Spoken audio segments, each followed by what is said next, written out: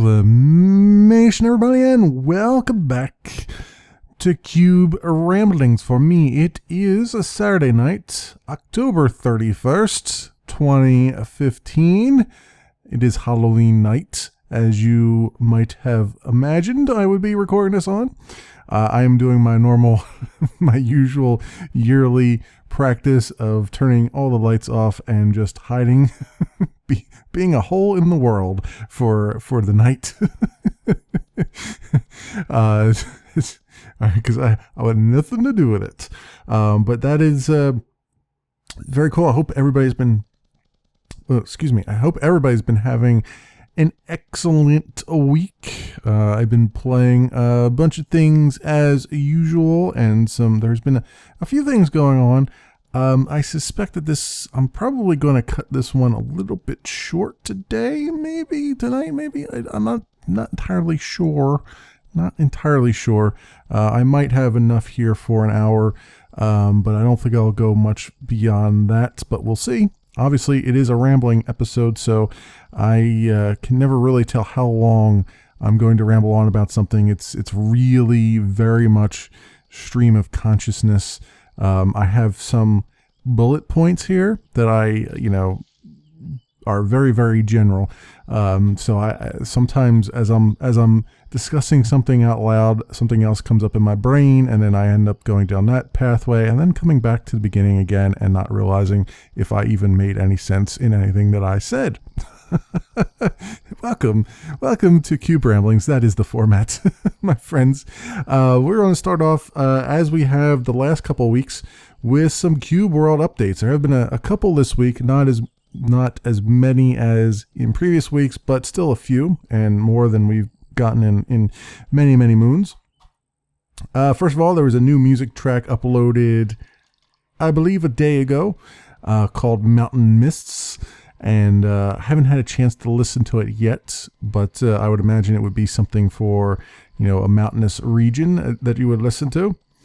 And then it sounds like Wally's working on a lot of the balancing and tweaking things. So first of all, he tweeted out that he's tweaking the Cyclone skill on the Warrior class, so that it now uses the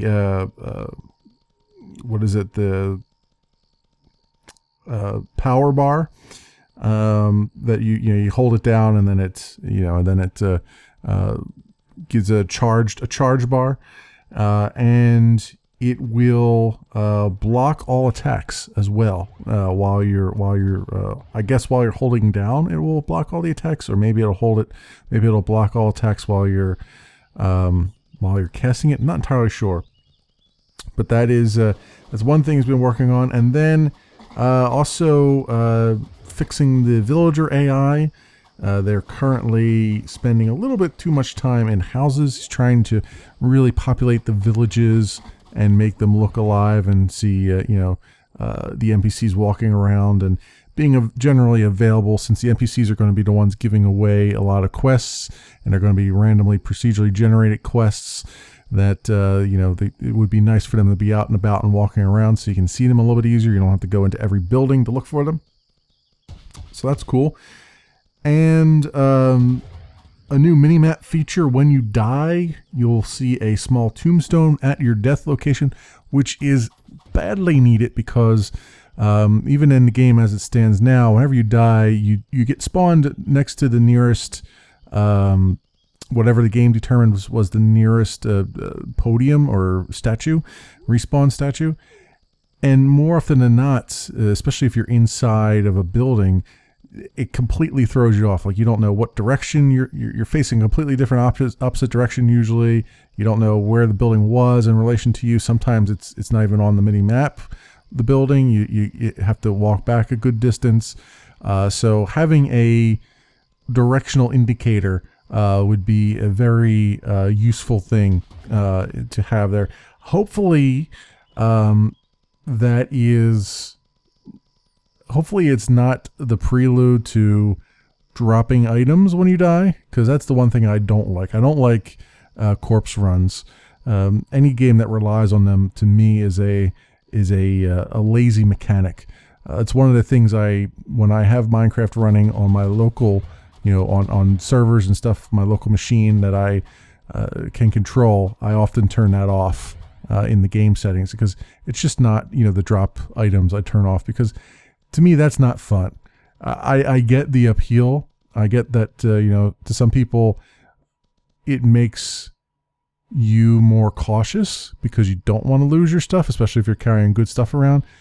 But it also makes it so that the game turns into more of a potluck, I guess, where, hey, some zombie just got really lucky and knocked you into a wall and got you into a corner and you couldn't do anything about it. Or you open up an area and then suddenly, you're flooded with poisonous spiders. And it just, to me, it's not necessary. It's often put in as in my humble opinion, it's often put in as a means to make the game harder. But it really just makes it frustrating. It doesn't really increase the difficulty of the game. It just makes it so that you just never want to go out and do anything in the world. So hopefully that's not the case. Hopefully you'll still keep all your stuff and you won't have to go do a corpse run on that. And I'm hoping really it's more of a means to reorient you as to where you were, so you can get right back into the battle again. Hopefully that's it. There hasn't been any other information around it, so I'm guessing that's the initial goal of it. Hopefully it doesn't spawn into something else like that, like a corpse run. And he's doing a lot around the structures in world. So he's working on cities now. In addition to the villages that we see, the small villages that we see in the world as they exist today, in the alpha that exists today, there's going to be a much larger version of that will be an actual city, and there will be city structures. For instance, he's been working on various stairs and streets, main streets, plus little side path streets, walls, fountains, so on and so forth. In addition to that, there'll be special quests that you can only pick up from NPCs that live in cities. So all that sounds rather awesome and great. I like the idea that there'd be a city in the game. I wonder though, there was a tweet out at one point, I think, or at least a rumor anyway, that not as part of maybe the next build, but the build after next, say, that there would be some work being done on player housing in the game. And I wonder if that's going to be something that you like. The original thing I think they were talking about was having, you would get loot from chests, and from that you would get a plan, or not loot from chests. You would buy plans, I think it was, from merchants or whatever, and then those would, floor plans, and then those would allow you to then build your house based on that. And it would be like a prefabbed house, but it's not something you would build block by block, but it would still be a place for you to lounge around and teleport back to, and store your stuff, hopefully. Although they never actually said storing stuff, I would hope there'd be a way to store stuff there. I've been dying for that, plus a chest, that's just like, hey, you can put all this high level gear in this chest and get it out of your inventory, and just be a little bit more organized and stuff. So I wonder if the city stuff that he's working on is going to be sort of the, hey, you can go into the city and buy a house in the city, rather than trying to do the whole floor plan thing and having that be dungeon loot that you pick up. Because that would be also interesting. I mean, it wouldn't be as interesting as being able to just put your house anywhere you want, but it would tide you over for a little bit. It'd be a little bit Skyrim-esque, I suppose, or even Oblivion-esque, because I remember in Oblivion you used to be able to do that. There was several different, I think it was Oblivion, there were several different houses you could go into. You could purchase, and they could purchase furniture for them, and they were various sizes. You can have a couple of them as you go along in the world. I think you could do that in Oblivion, if I remember correctly. I know you could do that in Skyrim, although famously, The contents of your houses would not be the positions of items that you've placed in your houses would not be consistent. So you could throw all of your gems in a gem jar and then come back into the house and it's just strewn all over the floor or something like that.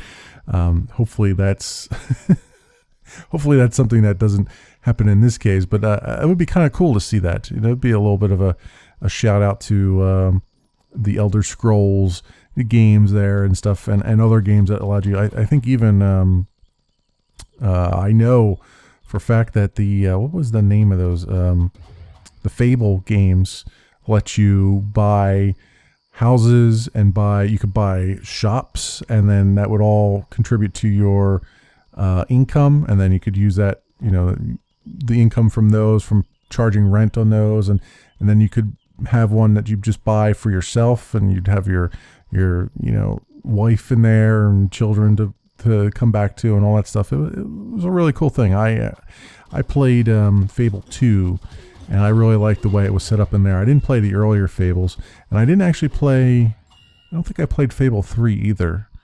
I don't think I played. There was a Fable 3, right? Maybe I'm thinking of something else. I think there was a Fable 3. Yeah, there was a Fable 3, and I didn't play it.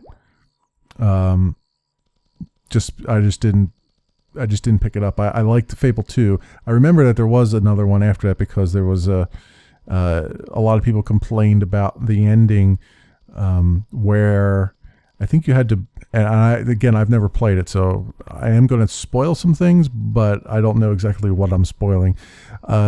There was a castle, like you were the king, I think, in Fable 3, and at the end of the game, like during the whole course of the game, you're trying to build up money to build up your kingdom against an invading army. And at the end, a lot of people complained about the ending because no matter how much you collected, it seemed like it wasn't enough to actually get like a decent ending, or to get the really good ending, you basically had to cheat in the game to do it. So I've never actually played that. I've always thought of going back and circling back and doing that. I didn't. Did I finish? I finished Fable 2 because I remember the ending was they had like little tarot cards that you would choose what your ending was going to be, because they use like the little tarot cards thing along the way. And I remember the ending. There was a certain section right towards the end that was kind of BS that I didn't really like too much, and I think a lot of other players grumbled about because it took up to that point. It was a very open world RPG that you had, well, open-ish RPG where you had your own choices to make, and then it felt like towards the end the game sort of, even though it gave you a choice, it was a really crappy choice. You know what I mean? It was just like the game sort of forced you not to choose what you wanted, or else you'd be severely punished in the process, to the point where the final boss would be nigh impossible to beat, because it would, like, one of the major punishment was like you would lose XP somehow. I don't know how one loses XP like that. It's weird, right? It's like, to me, XP has always been a mental thing. It's like, how does one reach into your mind and pull your experiences away, right? But I guess in that game it was more of a physical / mental thing. So I don't know. It's just weird. But anyway, as I said earlier on, tangent. Don't know when I'm going to go on tangents, but when I do, I do it in production. So there you go. That is the information that I have thus far on Cube World, the latest and greatest stuff, hot off the presses. And I got a couple things on the list here. I also want to talk about stuff that I played this week. First of all, I want to make a mention here. Offhand, last week I mentioned that I have some things on my list here that have been on my list for a long time. And I think one of the ones I mentioned was called Ort Online. And it was very, I guess, prophetic or fortuitous or whatever you want to call it that I mentioned that last week, because I just looked today and there is an article on Rock Paper Shotgun, and actually I think there was an article somewhere else too, about a game called Boundless. And I started reading it. I'm like, wait, this is Ort Online?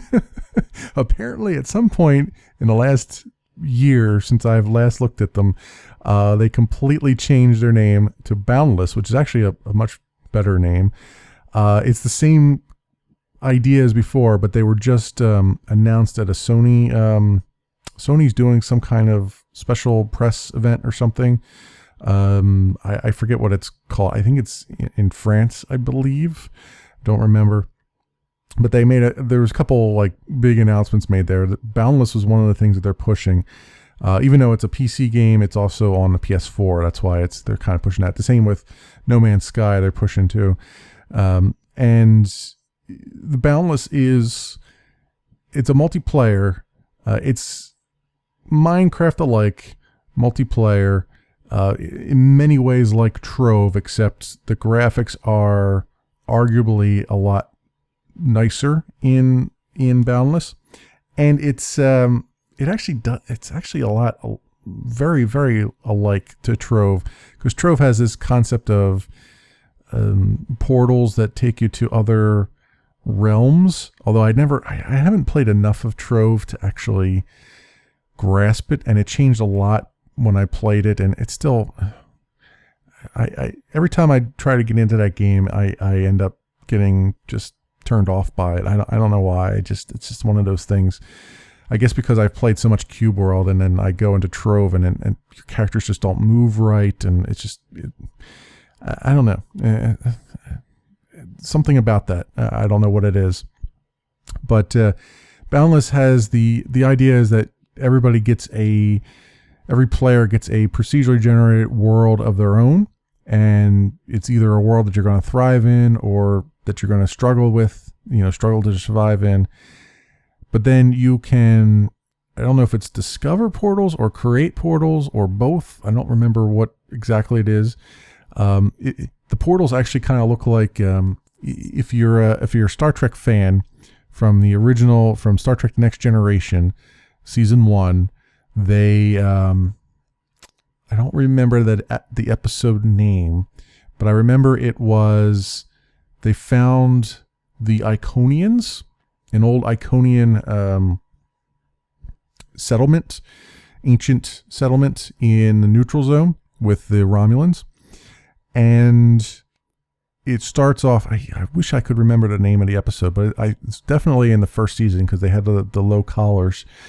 But it starts off with the Enterprise encountering its sister ship, the Yamato, which is another like Galaxy class ship. And the Yamato's having all kinds of technical problems and systems failing, and they're on the edge of the neutral zone. And Picard's like, "Yo, dude, what's you doing? Why are you out here? What do you do? What's up?" And the other captain was kind of describing it to him until the communications went out, and then eventually the ship was destroyed because the malfunctions affected the warp core. And then the Romulans show up, and so they figure, oh, the Romulans must have shot him down, all that stuff. And long story short, the Enterprise had downloaded some of the logs from the Yamato, which were infected with a virus, which then affected the Enterprise, which the Romulans also got infected by because they were intercepting communications and blah, blah, blah, blah, all that stuff. Don't know how intercepting communications, namely voice commands, would do that, but there you go. That's a thing that happened. And so they go and to find the Iconian world to try to figure out a way to fix the virus, because it was downloaded from the Iconian database. And in there was a portal, like a little flat portal that they would walk through, and it was kind of like it was almost like Sliders a little bit, the Sliders TV show, but it didn't have any fuzz around it. It was just like a flat portal that you could just walk through. It was like a window. You just walk through to another area or another planet or whatever. And that's what the Iconians used to travel to different worlds very rapidly, like a Stargate almost. Man, I am so geeking out right now. pulling all the portal things out of my head right now. Long story short, that's basically what the portals look like in Boundless. And then those portals allow you to go to another either procedurally generated world or another person's world. I think you can get invited to other people's worlds, and then you can build a portal that goes directly to them, and so on and so forth. It is a multiplayer game through and through. You play on their servers and all that stuff. So I wanted to mention that because it was just hilarious that I mentioned it offhand last week, and then all of a sudden I see all this information on it that I hadn't seen in almost over a year since then. That was 2014. I put that on this list here. I still am on the fence about that. I don't know. It's a Minecraft alike. If you look on Steam, it's been in early access for a while.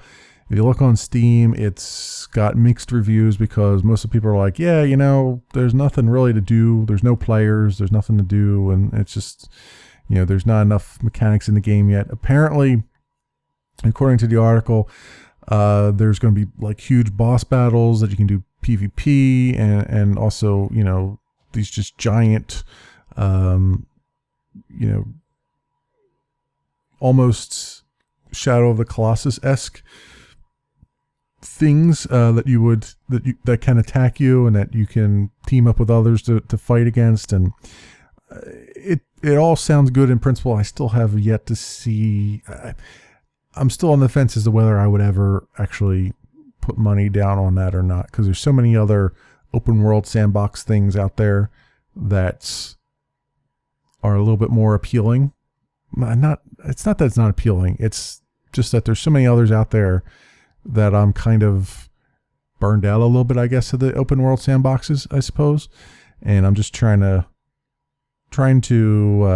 meter myself a little bit in that regards. But I'll leave you a link to the Rock Paper Shotgun article so you can take a look for yourself. And there's also I believe a video there of it, I think. In the meantime, also linking you to Rock Paper Shotgun, No Man's Sky during that same PlayStation press conference, press event that's going on, announced their new trailer, as well as they are more than likely going to be targeting a June 2016 release date. So we finally have gotten some kind of release word from them, though it's still tentative as far as we know, but it is still one of those games that's been on my radar for a while, and I'm waiting to see what it's like. Every time I see another trailer of it, I'm like, oh man, this is so great. This looks so great. It's going to be, I have a feeling it's going to be one of those games where I get into it and it's going to be like an Elite Dangerous type of thing where everything's so pretty and everything's great, but then the actual day-to-day life in the game is mundane and boring. Which is why I've played a little bit of Elite Dangerous. I haven't not nearly put as much time into it as most people have, but it's one of the reasons why you haven't seen a video of it on my channel. Although I did do a live stream many moons ago that I never saved of it. So that's definitely a live streaming game, not an episodic game. But at the same time, I don't know. I was just overwhelmed by it. It's one of those games that takes over all of your keys on your keyboard. And I actually bought a, not text to speech, but basically a speech command, software that's out there that was recommended by others and it's relatively cheap. And, just to be able to speak commands and have those, map those to keys, and then it'll just press the appropriate keys for you so you don't have to remember everything. Because there's a lot of, like, when a game like that takes over all your keys on the keyboard, there's a lot of keys that you're just never going to, that you only use in certain cases, and then you're never going to remember them when you need them, like, hey, landing gear. Or there was one that was like, it wasn't Super Cruise, but it was some other some other thing that you have to do before you go into Super Cruise or something like that. Things like that you'll never remember unless you're using them constantly, or stuff like that. So that's why I got the voice command software thing that I have, which I haven't actually used yet, but it seems like it's pretty competent. So yeah, I mean, when you get into games like that, that's sort of what you need. And I have a feeling, I think No Man's Sky is not going to be that bad. I think it's more the arcadey thing, and it's probably not going to have like 9,000 keys or anything like that. I think it's probably going to be optimized for controllers even, since they're going to be releasing on the PS4. So that at least gives me hope that it's not going to like destroy my brain trying to trying to think of how to do it. But hopefully there's a lot to do in there. I'm worried, as most people are, that every time we see a trailer and stuff, it's pretty much seeing the same things over and over again, but we're not getting any ideas to exactly what we're going to do in the game. And other than you're going to explore everything, and then, oh, you want to try to eventually get to the center of the galaxy, and that's that. You're exploring and getting to the center of the galaxy, which in and of itself is okay. I mean, I do that right now in Cube World. I just explore constantly and fight, but it's going to need more. It's going to need more than that to keep people interested in it for extended periods of time, I think. And I'm kind of worried that since we haven't heard anything about what exactly you do in the game, beyond just that, I'm kind of worried that it's going to end up being a relatively shallow experience after all this time. I feel like they build up hype about it inadvertently, very early on in development, and when that happens, it's inevitably going to be a letdown in some respect when the final product comes out, because you've had so much time invested in the hype on it. It's kind of a double-edged sword. On the one hand, you want people to be interested in your game, and you want them to be following you and giving you suggestions as you're going along.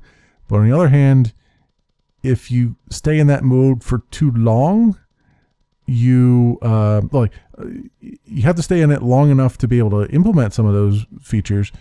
But if you stay in it too long, you end up in a situation where you're never going to live up to the train that has departed the station. You know what I mean? That train's gonna come barreling down on you, and there's not a whole lot you can do to sort of sway that. So the fact that we haven't heard any more drips and drabs of anything else to do in the game kind of has me a little bit worried in that respect, I have to say. Some other smaller things here. Mirror's Edge Catalyst. It was announced that the release date is going to be pushed back to May the 24th. It was going to be February the 23rd. Actually, a lot of people, myself included, are kind of sighing a bit of a relief when it comes to that, because February 23rd is jam-packed with a lot of things going on. What do they have here? They've got Deus Ex Mankind Divided is supposed to come out on February 23rd. Far Cry Primal, which I don't really get into the Far Cry stuff, but others do. Those are both scheduled for February 23rd. So it seems like that. I think a lot of us are like, you know what?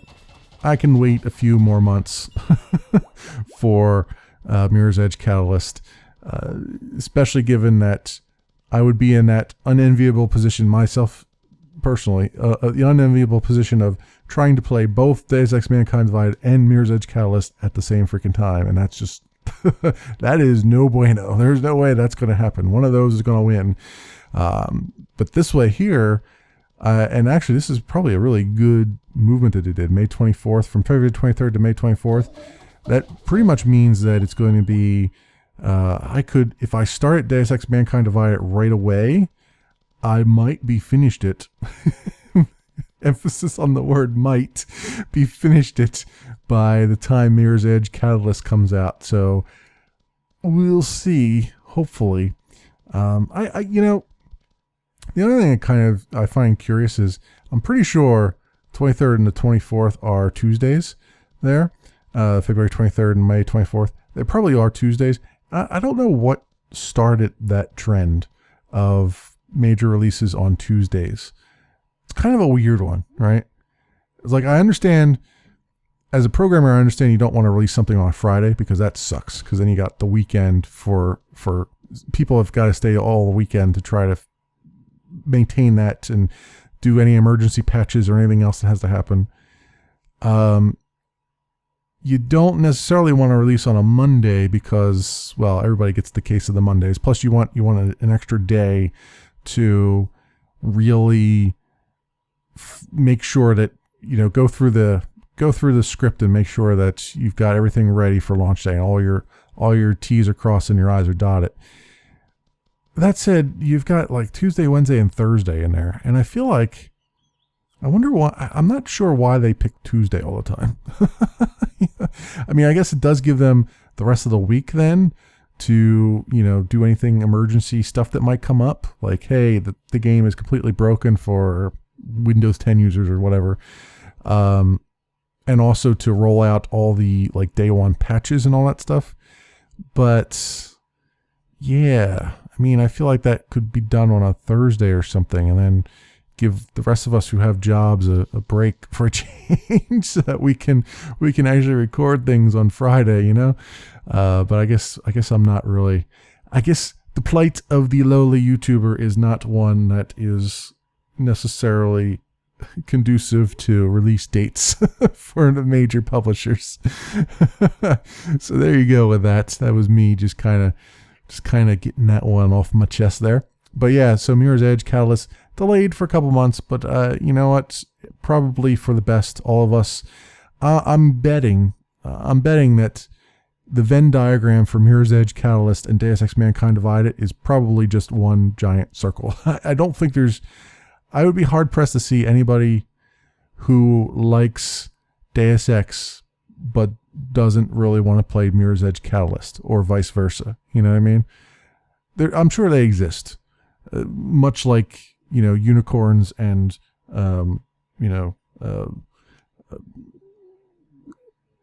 Sasquatch. I'm going through my brain like, where was I going to go with that one? I was looking for something funny and I failed entirely. So yeah, I imagine there are outliers who would play Mirror's Edge but not Deus Ex, but I feel like probably the audience for both of those pretty well is the same, one and the same. So that said, Far Cry Primal, probably not. But there you go. There you have it. That is the information on Mirror's Edge Catalyst. I will link you to Engadget for a change. Give them some props here and there. And let you see. I mean, it's just one paragraph anyway, so why not? So there is that going for him. Okay. So what else do we have here? YouTube Red has launched. And I mentioned this last week that it was going to happen, and I also mentioned in my channel update this week that so far so good. Nothing crazy has happened. Channel is still working pretty well. I haven't had any complaints. I just want to bring out one little thing though about YouTube Red. There's actually two little things. One of them is about, there was a word going around that 40% of PewDiePie's audience uses adblock, which is kind of hilarious when you think that it was like a self-done like a straw poll type of thing, and I think it only had like 30,000 people who did the poll, and he's got 8 million subscribers. So yeah, statistics, they're only good if in large numbers. So I'm not going to talk about that though, because I don't think that's actually accurate. I have my doubts. Let's put it that way. I'm sure somebody thinks it's accurate. I don't. But the one interesting thing I saw here that there's two things that happened. One that I knew about last week, but I forgot to talk about, and one that has just came up this week. So, and they're both interrelated actually. when YouTube Red rolled out, there were big content creators like Disney and whatnot who do things on YouTube who had to sign contracts with YouTube, and Google had to like really negotiate with them and appease them and all that stuff in order to roll this thing out where it's, they're changing their business model of how things are monetized. But in the fallout of that, some sections of YouTube, namely ESPN content, had a contract. Now ESPN is owned by Disney, but the contract that they have, for some reason, did not permit them to continue with YouTube Red. So in the wake of YouTube Red, all the ESPN channels have been vacated, except for, well, at least the last 2 years of stuff has been vacated, and then there's still stuff from like 2 years prior. Legal stuff is so freaking complicated. It's why people go to school for that stuff, and I've tried to read legalese before in my head, and it's not, it has never really gone well. But for some reason, ESPN had to clear out their stuff and shut off YouTube. So that happened. In addition to that, there is an article on Destructoid where a video content producer on YouTube explains that some of the games that he had uploaded had been claimed by Japanese companies for monetization because of the audio in them, I believe. And I think I have this up here so I can give you some more information.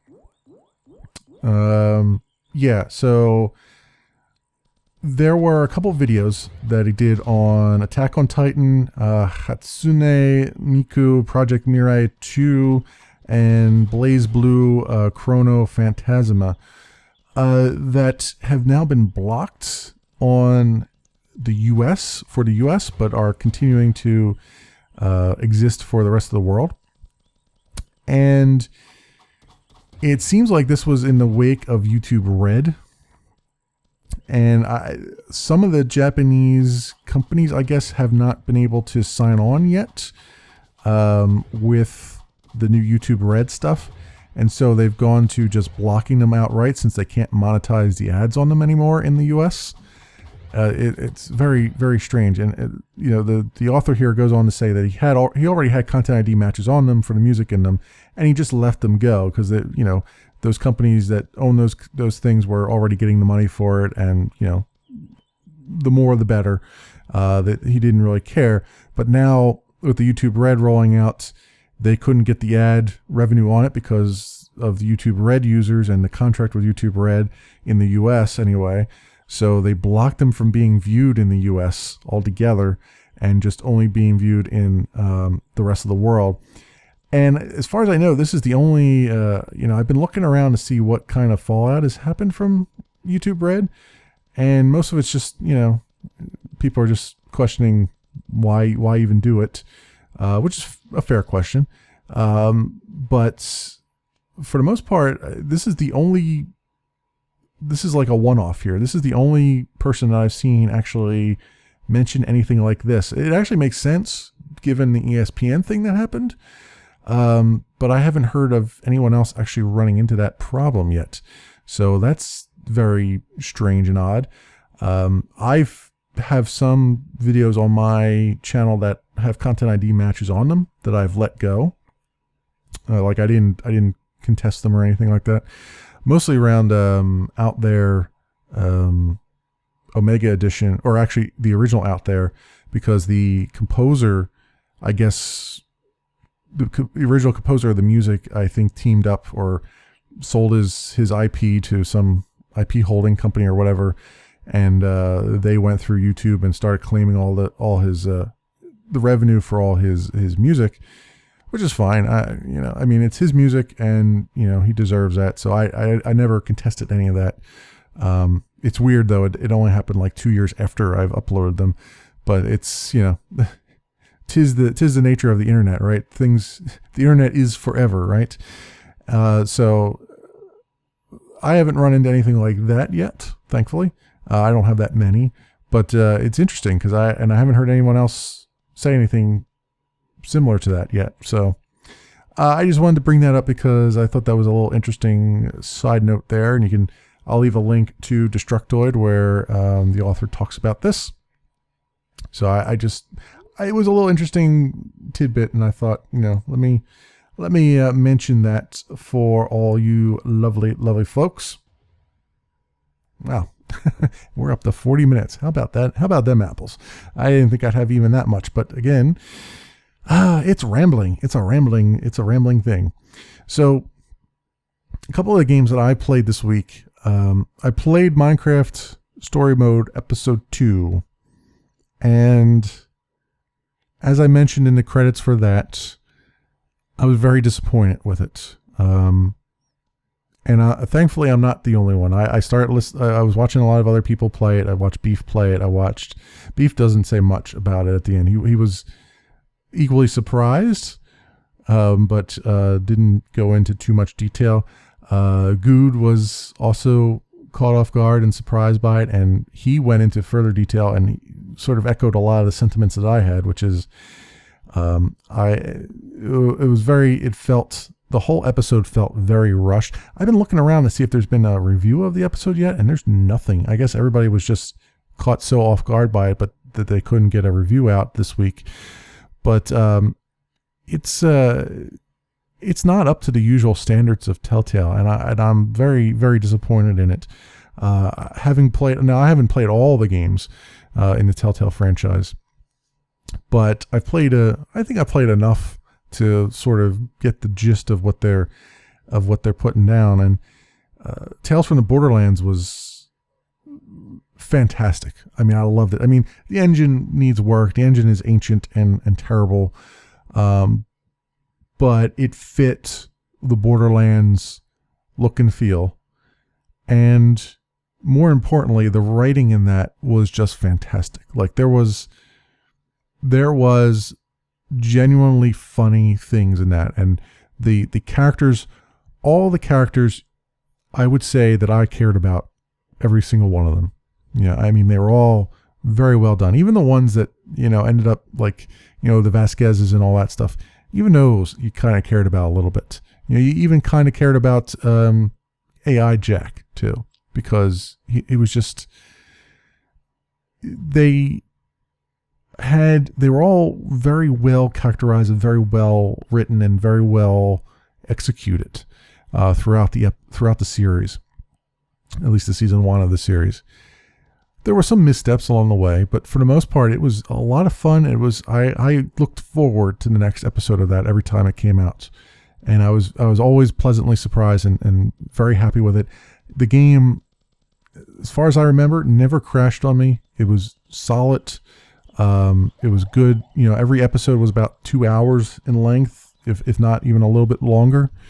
It was just great. It was great storytelling. It was great all around. They really made something. I mean, starting to play, I'm now 21 hours into the original Borderlands, and by the way, I only picked up the Borderlands franchise because of Tales from the Borderlands. I actually sought out this whole franchise, and I was like, I'm going to go buy these things because this has got me into the world. And being 21 hours into the original game, there's really no story there. I mean, it's really just a straight up shooter with RPG mechanics, which is fine. It's still a lot of fun to do. So the fact that they took that world and put a story around it and made good characters, and that Gearbox let them go and kill off a main character and all that stuff, it's fantastic. Really good. I don't know that I'd call it Game of the Year. Maybe I would. I wouldn't be grudge it Game of the Year, but it was certainly a whole lot of fun and really excellently done. So then there's Minecraft Story Mode, and episode 1 was fine. Episode 1 I didn't have any problems with, no technical issues. It was the normal length that I would expect an episode to be. They were setting up all the characters. The story is well worn over, but if you consider that the audience is supposed to be younger, it's decent. It's very tropey, but that's kind of what appeals to the younger audiences, because they haven't seen much of that in their lives yet to be able to link it to a trope. But it was otherwise okay. I mean, merely okay. It was passable. Episode 2 is a waste of material. It really is. I mean, yes, they're advancing the story, but it was not very well planned out, this particular episode. It was a very short episode. It was half the length that I would expect it to be, and others have expected it to be. The game crashed during a save operation halfway through. I had to turn cloud save off, and then once I finished the game, I turned it back on again and resynced up. It's just, that has never happened in a Telltale game before, where I've had it actually crash like that on me. And it's just, there were characters along the way that popped out of existence and then popped back in again, like graphical glitches and stuff on a PC, for crying out loud, in an engine that is freaking ancient.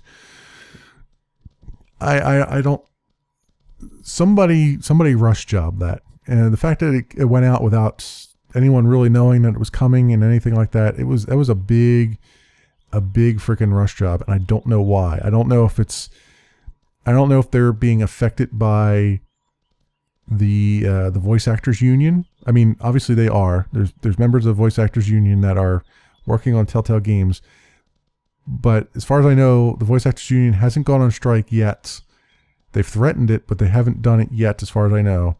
And I don't know if that forced the execs at Telltale to go, let's just throw this out right now and just get it out here in case these guys go on strike and we can't get any more work out of them for however long it's going to take. I don't know if that was the driving motivation behind it. I don't know if there was just a miscommunication somewhere, but goddamn, did they make the worst thing ever. Like, it was just not good. It certainly furthered the story, but it was not compelling. It was not well executed. If you went to the Redstonia like I did, you basically were bored to tears. I did look at Vintage Beef's playthrough, and he went to Boomtown, and he had significantly more fun there. But which is fine. I'm not saying that everybody's got to have fun, but it definitely seemed like the quality was different. Like, it seemed like there was more effort put into Boomtown than in Redstonia. In Redstonia, basically it was just get a redstone repeater and then have a montage. That is exactly what it was. And it's just not, like, there were so many different things they could have done there. They could have had like little sub things like, hey, we got to go do a couple things in here in order to restore the redstone circuit, not just distract this guy and steal his repeater, right? There could have been a lot more there, and it looked like there were shades of some more things that they were going to do, and then they just scrapped them to just get it out the door. Whereas you look at Boomtown, it looks like Boomtown was done well in advance, and it was well choreographed and fleshed, and it looked like it was a much more planned for thing. So I don't know what else to make of that, honestly, because it felt like, of all the Telltale games I've played so far, it's been the worst one so far, that particular episode. Episode 1 wasn't bad. It was passable. Episode 2 was just garbage, and I don't know why that happened. I don't know why they ever did that, but it's depressing, right? Because you've seen better. I expect better because I've seen them do better. The Game of Thrones stuff is really good. It's depressing as hell, but that is Game of Thrones, but it's still good. Tales from Borderlands was fantastic. I haven't played any of their other ones that are out there, like The Walking Dead or The Wolf Among Us. The Wolf Among Us would be kind of up my alley, except because it's got like sort of the grim fairy tale kind of feel to it. But I've just never I just never felt the need to go buy it because it's been out for a while. And The Walking Dead just isn't my bag of chips. It's more zombie stuff, and I'm so freaking tired of zombie stuff. I really am.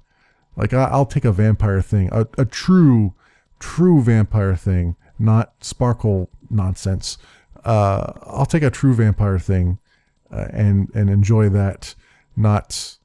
No more zombie stuff. Zombies are just it's so well worn over. Just take a break from them, would you? Give me a break. But and the apocalypse stuff is also kind of well worn. But I am going to be playing Fallout 4, which I forgot was actually coming out really soon. So I forgot to mention that in my channel update. Like Fallout 4 is coming out, and I have it pre-ordered, and I have no idea how I'm gonna play that in addition to everything else that's going on. But I'll figure something out, I'm sure.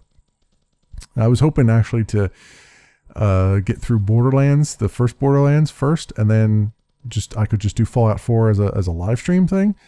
And I went on how long to beat to see how long I have left, because I said I had 21 hours into the game, and it's like, yeah, completionist is like 56 hours. I'm like, oh god, I got a long way to go. I have a long way yet to do this. I mean, I'm not a completionist by any stretch of the imagination, but I do all the side quests. So from that perspective, I am almost a completionist. I don't get all like the special trophies and crap like that, but yeah, I got a ways to go yet on that. That's I wanted to mention that because it's very disappointing. I hope the next episode they take the time on and get it back up to the quality that I think I expect, and I think others who have played enough Telltale games expect. And then I played Cryptark, which is like a side-scrolling space shooter with some roguelike elements to it. You're basically going into the wrecks of alien ships and destroying their brains, and then trying to do it as fast as you possibly can, and get managing the money of your team and so on and so forth. It's pretty good. I like it. It's not necessarily my wheelhouse, but I could see myself playing that quite a bit once it gets out of early access. I think it's one of those things where it's so early now that I kind of want to let it breathe a little bit and see what comes out the other end.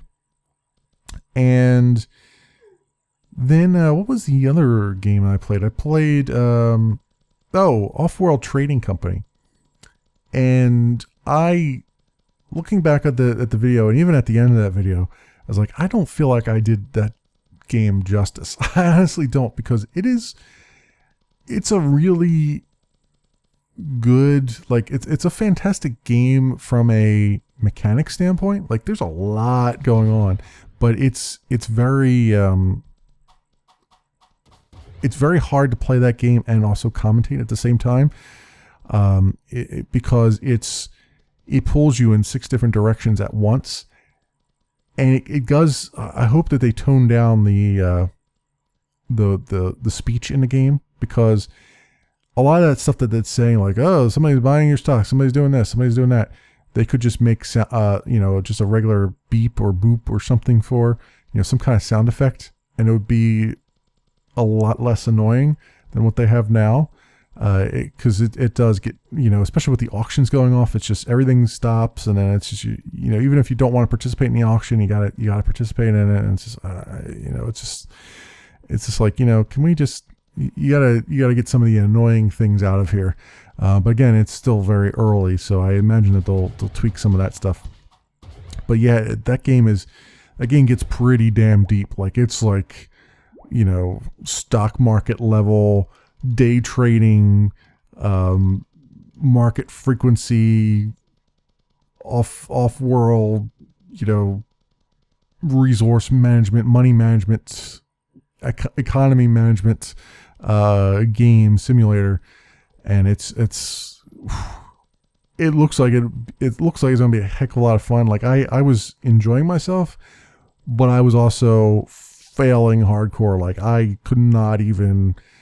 It is not casual by any stretch of the imagination. It is like you got to be on your A game going into that. So, I think too, I chose poorly as far as the game difficulty went. I probably should have went for a much easier game, but I just, that game has so many difficulties. You don't know what one is what, you never, it's like one of those things where a lot of games are just like easy, medium, or hard. And then there's games that are like easy, sort of easy, very easy, kind of easy, sort of medium, over end. It's just like, I don't know what.